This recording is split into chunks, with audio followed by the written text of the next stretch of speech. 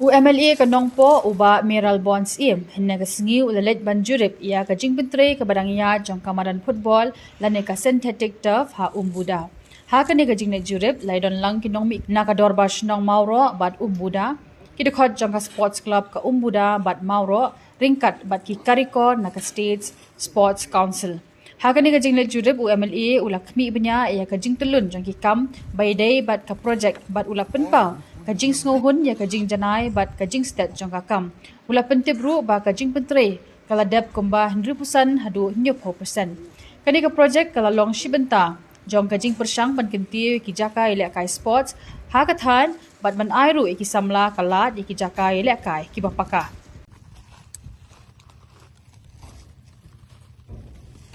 Ni layok ban jungok ban pek yang jingnya jong kakam. Batum kajing pentip syaki ba kamtam yagi kun samla ki ba dan ka banta ka bakraw na kamta ban kentiu ya ka football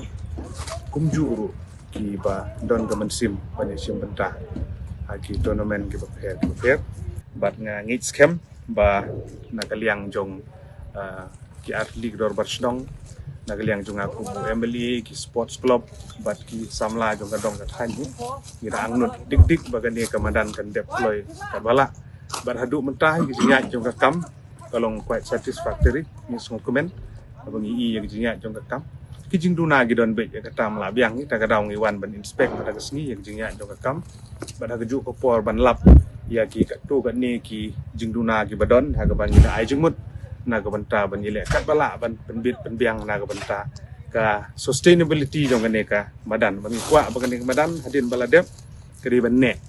kadi ban serve ke purpose na kontaki kun sam lagi jungi na kontaki tournament beper ki ban sapenia akan ka dong bat kathan ke jungi